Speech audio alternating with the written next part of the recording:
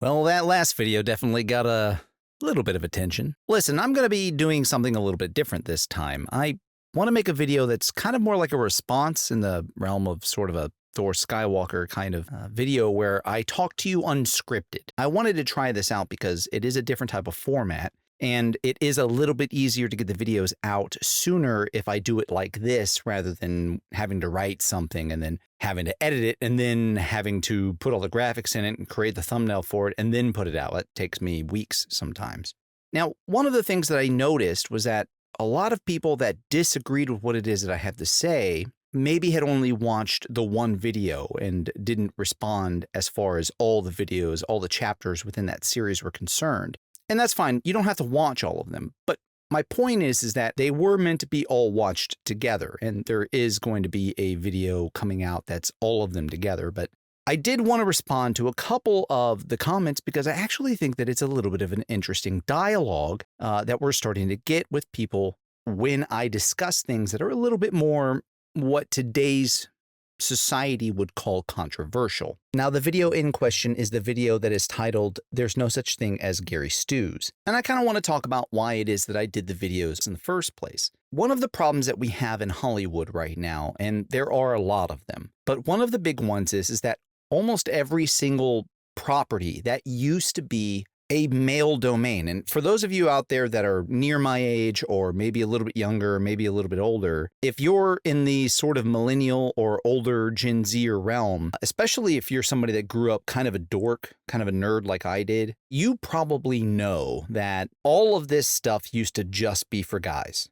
right? Like it was X-Men was just for us, right? Girls weren't watching X-Men. They weren't collecting the cards. You know, Star Wars was one of those things that you didn't tell girls that you watched. It was all supposed to be for us. And it was, and it has been for the longest time. And then sometime around the MCU sort of height, things started to kind of change. They started to kind of shift. And it also, and I've talked about it before. I'm really not an MCU fan. I really don't like what they've done with Marvel. I think that it's so much. It is too much. Even at its height, 10 years and some dozens of movies and shows. Oh my gosh, it's just too much. Inundated with the same damn characters over and over again. It's awful. But I do understand why people did like it. I mean, Marvel did save the movie industry, at least for a little bit. A lot of people don't remember this, but the box office was really starting to decline by 2008. And I think that a lot of people kind of wrongly blame the recession at that time for the reason why it started to decline. But the real reason why was not just because people were a little bit low on money, which I'm sure it did have some kind of an effect. But the real reason why is because movies were kind of not as good anymore. They really were kind of getting worse. And the beginnings of bad writing kind of really started to take hold right around this time. And while streaming wasn't nearly what it is today, people were starting to get digital content, even though it was through piracy. And there was starting to become sort of a big move towards television and the ability to watch what we want to watch on TV at home. And when Netflix finally came out with a very serious streaming platform, and Hulu and everybody else started to follow suit, movie theaters were almost completely done with the exception of Disney. So they do get a little bit of credit for that, but I'm just not a Marvel fan. Having said all that, the thing that was really happening was that we are starting to see a shift where Disney, Marvel, Warner Brothers, Lucasfilm, everybody and each one of these individual companies, even though most of them are owned by Disney, was starting to try to make a mass appeal to all audiences. And while that may seem good in theory, the reality is stuff like this doesn't appeal to everybody. And it doesn't appeal to everybody for a reason. Yes, there are girls that like Star Wars, and there are many of them that do respond to me in the comment section of my videos to let me know that they like Star Wars. But they're still few and far between. One thing to remember is that because I have the channel, I own the channel, I actually get to see a lot of the algorithmic data. And in that data, you can see what your demographics are and the majority of the people that watch my videos. And I'm not talking about like a 80-20 split. 99% of the people that watch my videos are men. So even now, to this day, the majority of the people that like Star Wars, that like Marvel, that like these things are men. And that's the thing that I'm trying to talk about. That's the real reason why I was making this video, is because I was trying to showcase something that I felt that was really important to actually talk about, which was that Mary Sues are made to appeal to a female audience, not to a male one. They're not making those characters so that way the little boys at home go and buy Rey's lightsaber. That's not why they're doing that. They're doing it to try to get female viewers. The weird thing is that it's not working, and we've got almost a decade's worth of data to prove that it's not working, and they actually haven't stopped doing it yet. It's very interesting. It's very weird. It's a very weird sort of financial decision, a business decision to say, well, let's keep doing the same thing that hasn't been working for 10 years. And I thought I kind of wanted to talk about it. And I kind of wanted to talk about how we got to this point. And then I kind of wanted to talk about why. One of the things that I see as a big problem in the kind of anti-woke sort of nerd channels like my own and like Geeks and Gamers and like The Drinker and these other channels where it's just regular guys responding to what's going on in pop culture, is that a lot of us are kind of saying the same thing, and we're not really going outside the realm. We're not really going outside or we're not really crossing the line, so to speak. And I always see it like this. The Overton window, it definitely works in both directions. Politically speaking, there is an Overton window for the left and there is an Overton window for the right. And even for centrists, there's an Overton window. Currently, right now, the Overton window of conversation, of identifying the problems at hand when it comes to the Mary Sue, is to say that they're poorly written characters, there's too many of them, but that we also don't have problems with female heroes. And I actually think that there's something wrong with that. You see, the reality is that we've never wanted female heroes. And you might say, well, I don't have a problem with Ellen Ripley and I don't have a problem with Sarah Connor. And I bring that up in the videos. I know that we don't. But the reality is that they're not heroes of those stories. They're heroes of the story in the realm of they're the protagonist. And I'm really trying to distinguish the difference between protagonist and hero. Taking us back to English class, there is a difference. And there's a really big difference, actually, because the protagonist, which we often kind of loosely say is the hero of the story, is not a hero in the realm of the archetype, which is a very specific thing. So when I say that there's no such thing as a female hero and that there's no such thing as a Gary Stu, I'm not saying it to be insulting. I'm not saying it to say that women cannot be heroic. What I'm saying is that the archetype of hero is not a female archetype. And a lot of people don't want to agree with that. And I get it, because right now it's like, well, you can't say that. You can't do that. But I'm never going to worry about that. I'm never going to worry about somebody saying to me what I can and I can't say. And I'm never going to have anybody, even my own audience, tell me that I have to tone it down a little bit. What I'm saying is something that I actually think in the next 10 years, people are going to be saying pretty openly.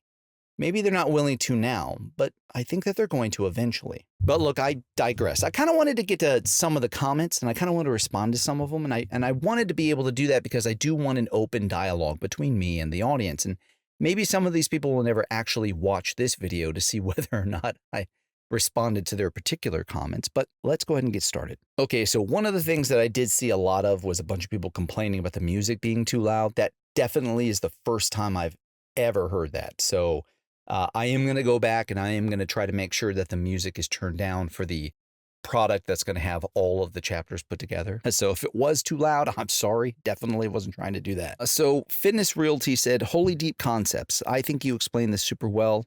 I like that you're really giving us something to sink our teeth into. And that is a different thought process than the mainstream. Great vid. Now, to be totally fair, this is a friend of mine. Him and I have known each other for decades. We served in the military together. So, with, a complete transparency, he is a friend of mine. But I also know that he's a rather like-minded friend of mine. So he probably really means it when he says it. So I really appreciate that, Fitness Realty. So I did get a response from somebody. His name is Psychedelic Dude. Before he was that, he was Lundog. And he's been a long-time subscriber. And I would consider him to be a rather loyal fan. And I really appreciate his opinion. He says, I respectfully disagree with your take here, not by a lot, but a little, because I think the occasional female protagonist is perfectly believable.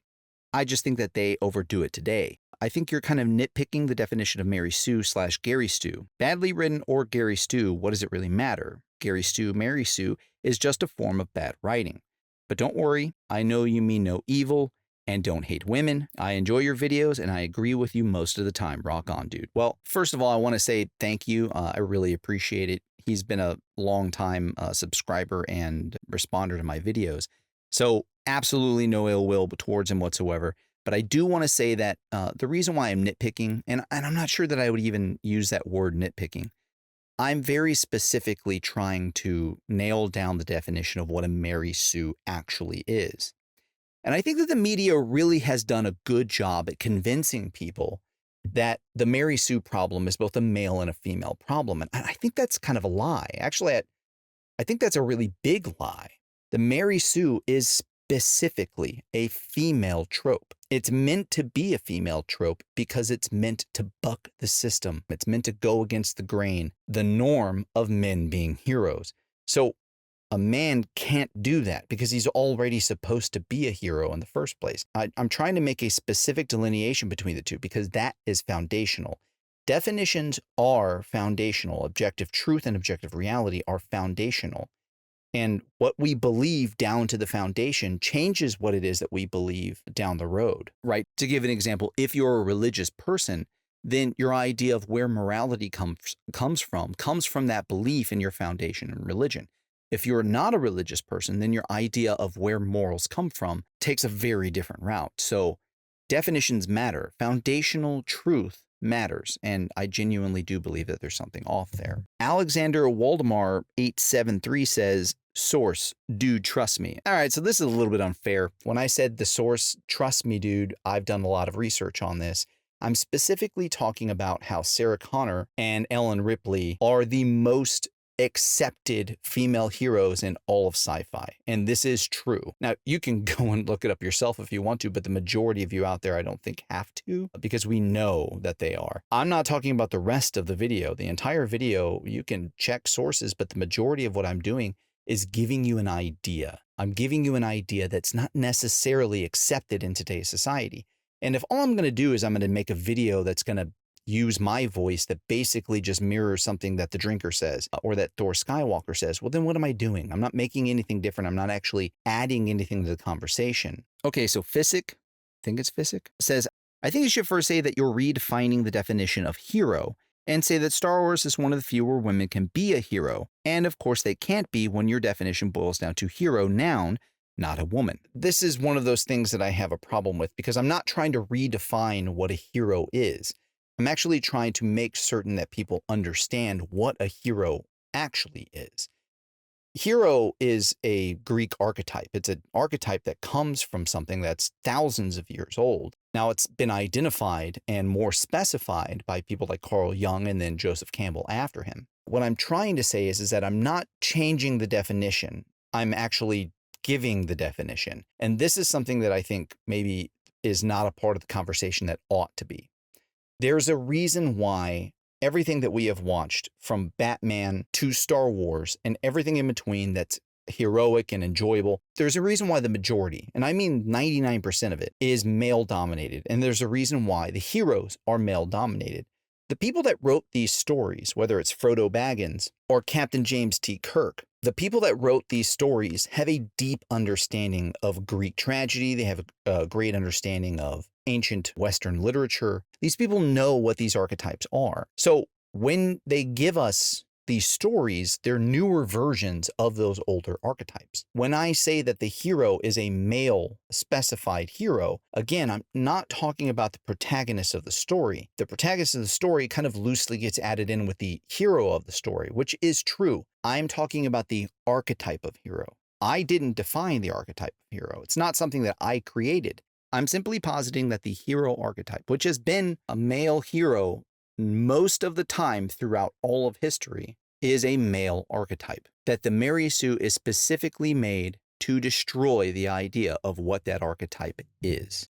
Chan gave a pretty long response, and I wanted to read some of it and I wanted to respond to some of it because I actually thought that this was somebody who had put a lot of effort and time into it, and I thought that they probably deserved a good response more than others. It says, I listened to all of the video, and I find it very well edited, even if a little long for the actual concept exposed, that I will try to summarize to see if I understand it correctly.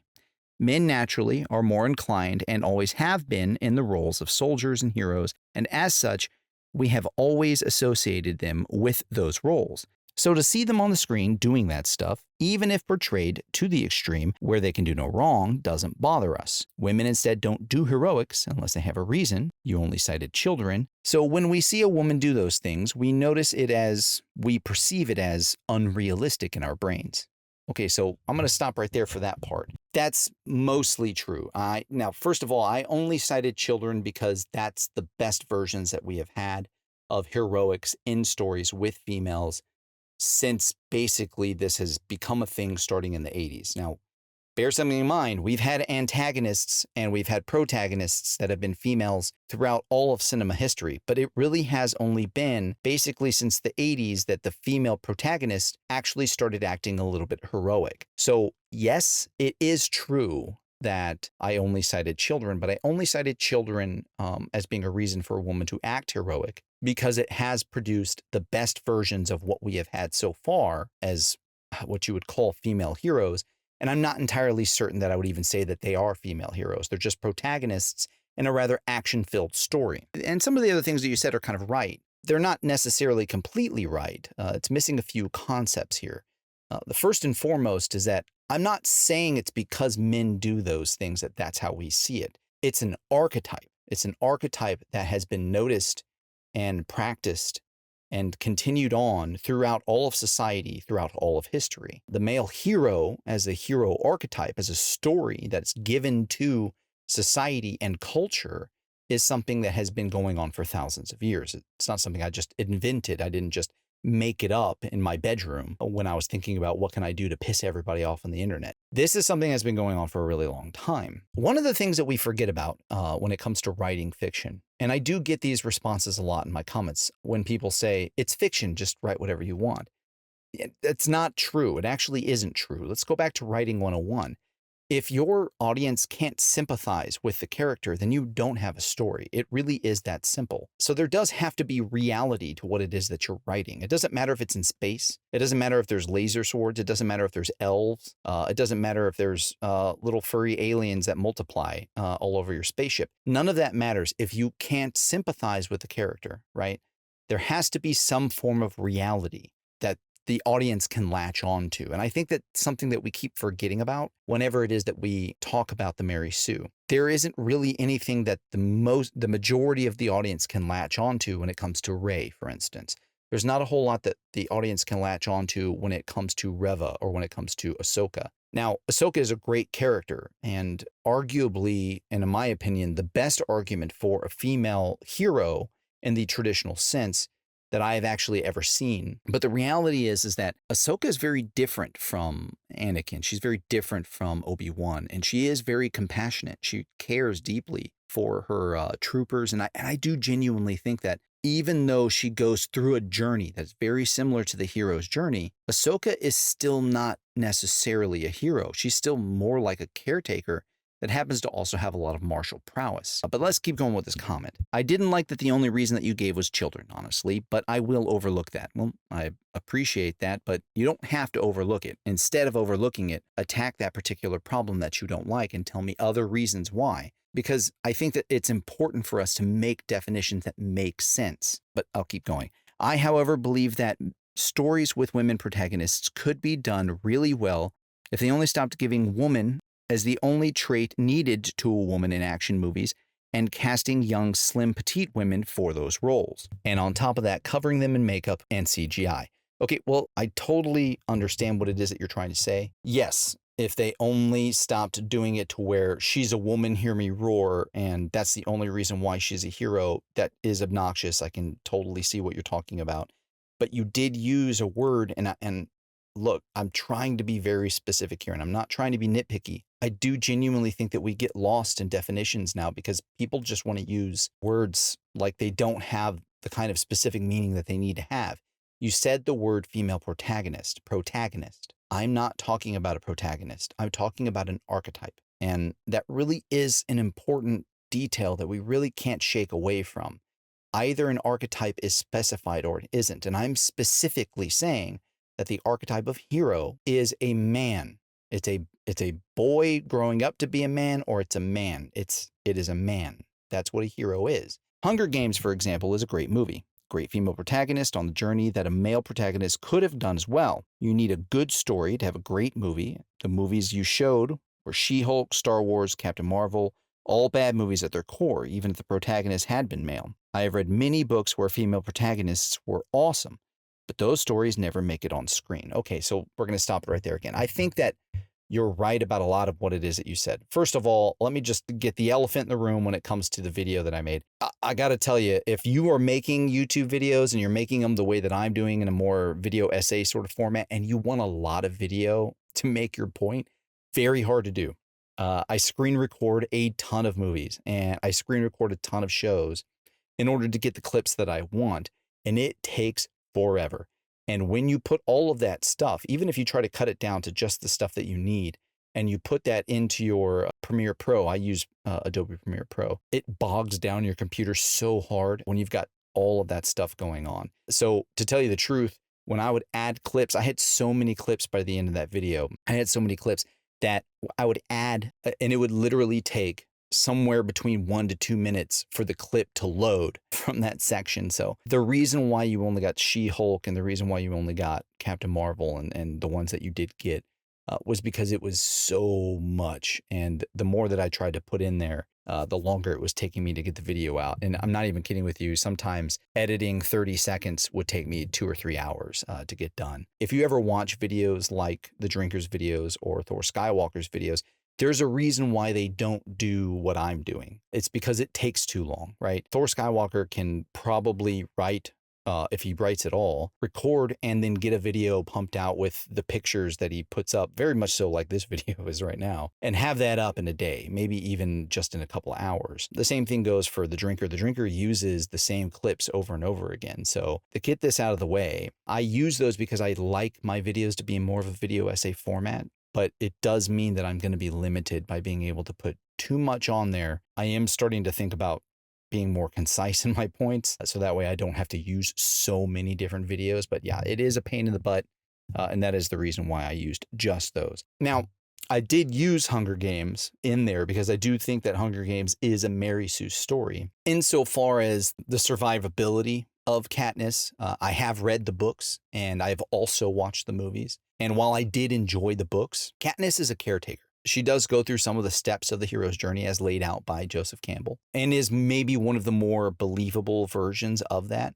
But she's not a hero archetype, right? She's going through a hero's journey, but she is a caretaker. This is the reason why a very large portion of the movie and the book, she's protecting the little girl. So, and there also is the kind of rather unbelievable ending. And I still, even in the book, I still believe it's rather unbelievable. The chances that they would survive versus somebody who's been trained for as long as they have in this crazy survival situation, very battle royale-like situation, you're just probably not going to live through that, right? She's from a district where they barely have any food. She's doing all of that to survive. And this guy's obviously been well fed and obviously is far more capable of a warrior and most likely would have easily killed Peeta and Katniss at the end. Just my opinion, but yes, it is a good movie. It's a better representation of the hero's journey for a female protagonist. I still don't think that she's a hero archetype. She's still a caretaker. And there is a difference there. And we're going to get to the reason why I think that a hero is supposed to be a male. And I'll explain that in a very gender role specific kind of thing that pisses a lot of people off. But we'll get to that here in just a second. Let's finish the comment. I also believe that women are over criticized for anything they do in movies. They need to be perfect, but also not perfect, if you get what I mean. And I do get what you mean, by the way. And that is sad because of misogyny, internalized or not. I don't like that word, so be careful when you use that. Misogyny actually means something, and you need to make sure you use it correctly. So my conclusion is that we shouldn't stop making those stories. We should stop trying to make these movies with the only objective of proving that women can be on those roles too. Okay, so let's first start with misogynist. When this video first came out, I got called misogynist by like 5 people. Some of those comments have been removed, but I got called misogynist quite a bit. And I don't have a lot of viewers. So that's, it's kind of a thing. Misogyny means that you hate women. Now, I know that the definition is changing a lot like the way that the definition of racism has changed, but you should probably look up an older definition of what misogyny is because changing definitions are bullshit, right? It's just bullshit that they're trying to add on to it so they can try to add more people to the victimization equation. An internalized misogyny. I have a daughter and I have a wife that I've been married to for a long time. I love women. I love my mother. I love my grandmother. I love my sister. I absolutely love the women in my life. It's not misogyny when you decide specifically to state that there are roles that men and women are supposed to be doing. That doesn't mean that you hate women. Hating women, if you've ever read the book, The Once and Future King, which is a King Arthur story, it's a wonderful telling of the story that was written in the early part of the 20th century. T.H. White describes a lot of the different types of knights at the Round Table.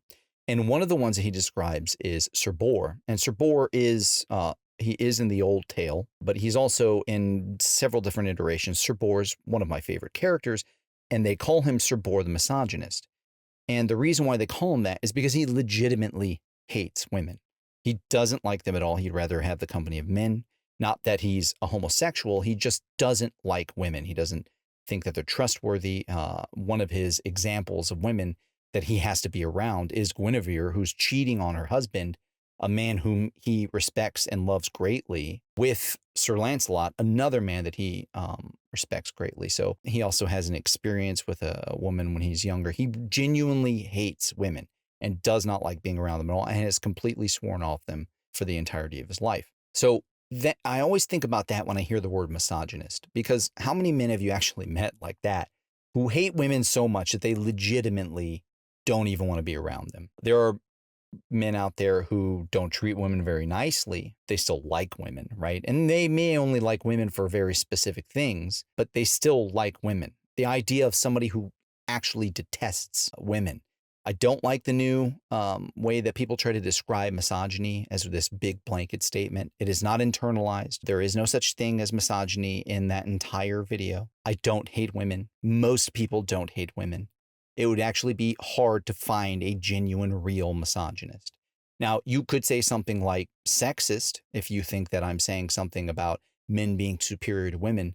But when it comes to martial prowess, men are superior to women. So there's nothing sexist about that. And you can also say something along the lines of, well, I think that you're being biased, or I think that you're stereotyping. Okay, well, now that we're downgrading some of this, sure, if you want to use that terminology, then prove it. Be careful when you use the word misogyny. Misogyny means something, and classic definitions actually matter. The new definitions that we have now are very Orwellian. They're very 1984-ish, where we're changing the definition of words in order to fit a broader scale, so we can just call everybody racist. We can call everybody misogynist. It's very stupid. And it's also something Hollywood does a lot. So let's keep that in mind and be careful what it is that you say. Okay, so the other part is that a woman, having to prove that she can be there in the first place. I don't think that works in either way, either in the way where you say that a woman shouldn't have to prove it anymore, or in the realm of let's make a movie where you just assume it's okay. We're talking about heroics in the realm of Marvel superheroes, in the realms of Star Trek, in realms of Star Wars, where the hero has always been a man. And it hasn't always been a man because people were misogynist or sexist, 40 to 80 years ago when all this stuff was created. No, it's because that's how people identified back then, when we were far more honest about what it is that we should be doing on this planet. And I know that people don't want to hear that, but that's what's going to get into this particular portion of the conversation. Right now, it is not okay to say that gender roles exist. It's not something that people want to hear. But let me tell you something about what the hero's journey actually is. One of the reasons why a lot of people like action movies today, like Speed or John Wick or something like that, is because you like to see the guy go in there and just beat the shit out of everybody, and he kicks ass and he does all this cool stuff.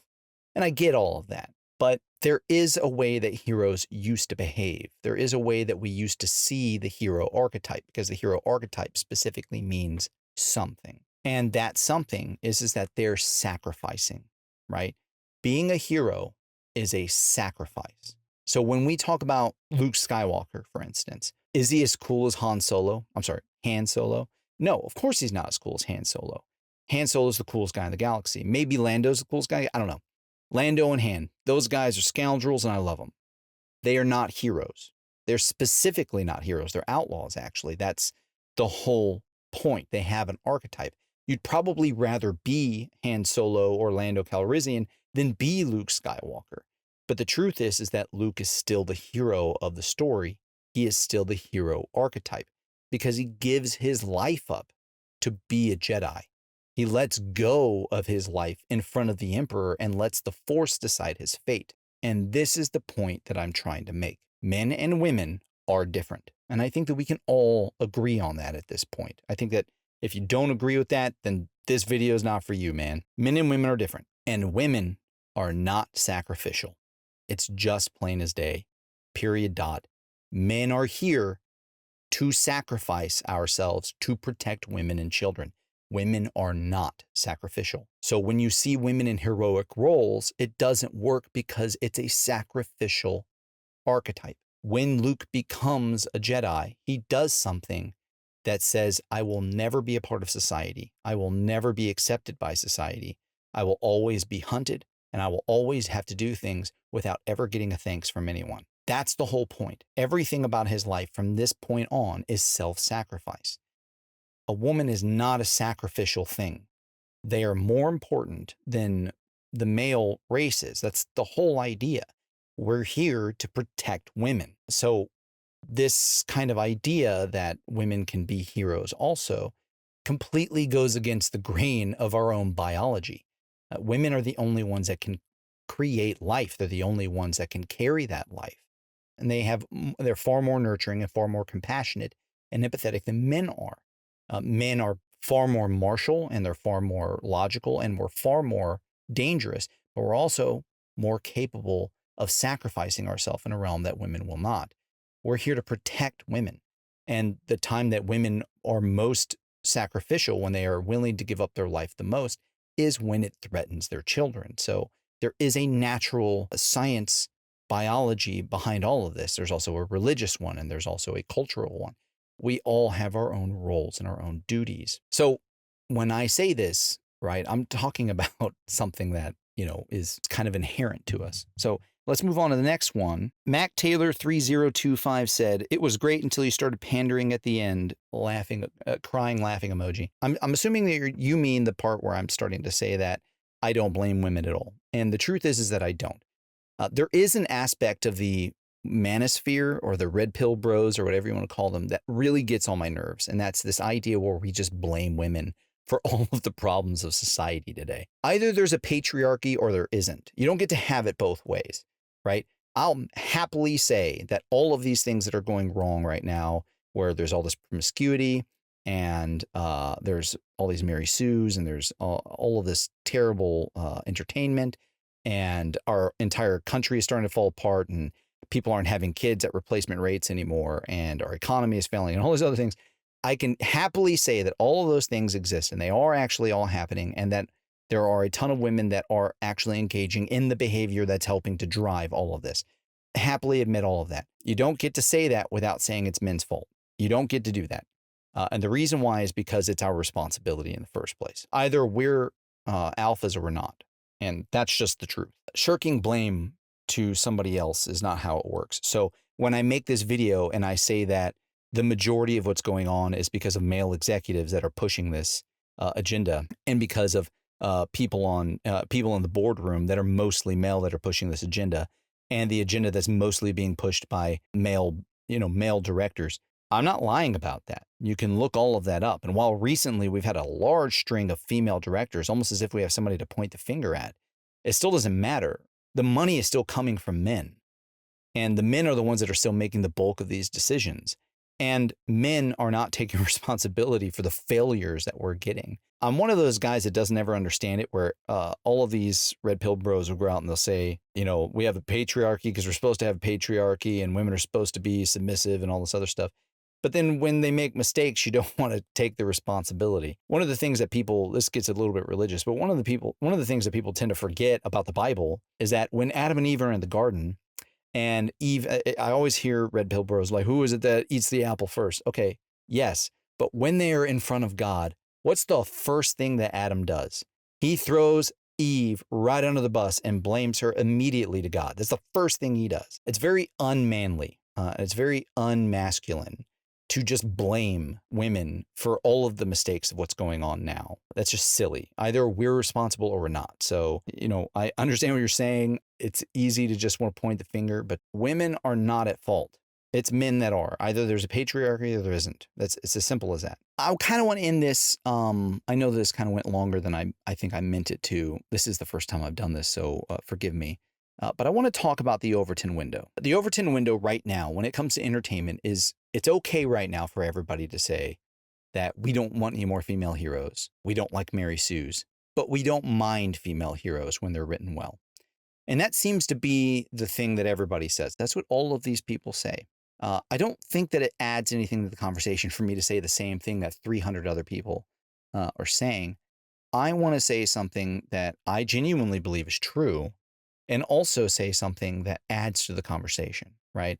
We're not moving the ball in any direction if we just keep on saying the same stuff over and over again, especially if those things aren't true, right? The reality is simple. The hero archetype is a male archetype. It's simple as that. And the more that we try to fight against it, the more that we try to push against that, the more that this is going to continue to be a problem. We have to be willing to be honest about it. Nobody wants to watch it. Now, when I say nobody, I do mean the mass majority of people. And believe me, you can go and look at my comments. It drives me absolutely bonkers when I say that nobody likes it. And then I get, you know, especially if I say that not even women like watching this stuff. And then I'll get one comment out of 100 that says, I'm a woman, I like it, so obviously you're flawed. Okay, good for you. You're anecdotal evidence. That's not what I'm talking about. What I'm saying is that if you were to go up to the mass majority of people out there, women don't watch heroic stories. They don't. They don't like it. It's not something they're interested in. Most women do not find that kind of stuff interesting. Women have had the ability and the freedom to buy comic books for the last 100 years. They haven't been buying comic books, right? And you can, again, you can say you could be the one person that jumps in and says, well, I've been buying comic books and I'm a woman. Good for you. Most women don't. Go and look it up. They've got polls. People like what they like, and women don't like stories about heroes. That's not something that's for them. So let me end with this. I remember a few months back, I was asking my wife whether or not that she thought the Mary Sue issue was actually an issue. Do you actually think it's a problem that there are female heroes? And she really surprised me. She was like, yeah, there is. It's awful. And I was like, well, hold on now. My wife's a rather tough person. She owns a business and she does very well for herself. And she's very independent. And I thought to myself, for sure, this might be one of those things that we actually disagree on. And then I said, well, wait, why? Why do you think it's bad that there are women heroes? And I was like, and I'm talking about Star Wars. I'm talking about Batman. I'm talking about Marvel. I'm talking about, and she was like, yeah, no, it's all awful. And I said, well, what's wrong with it? What's the matter with it? And she said, because being a hero is your job, not mine. And I was like, oh. She was like, I don't want to see women saving other people. That's the job of a man. A man is supposed to be saving us. That's the whole point. If you're not out there saving us and women are just saving other women, well, then what's the point of men? She was like, it's disgusting. It's backwards. It doesn't make any sense. And I thought that it was such a simple way of describing the problem. And it's kind of what led me into those last couple of chapters. I genuinely do think that we are supposed to be at least somewhat in our roles, right? At the end of Titanic, it's women and children that get off the boat. And I promise you right now, to this day, if you're on a barge or you're on a boat or you're on an airplane or whatever it is that you're on, and 25% of the people on that airplane, on that boat, on that barge, on that whatever are going to get saved, and the other 75% are not, the men in there are going to say women and children first, and all the women and children are going to agree because that's the way it's supposed to be. I'm the Dremexican, and I hope that you enjoyed this video. Watch out for my next video. I'm going to have it coming soon. And please leave your messages in the comments. I really do like reading them, even when they disagree with me. God bless you. Thanks for watching, and I'll see you next time.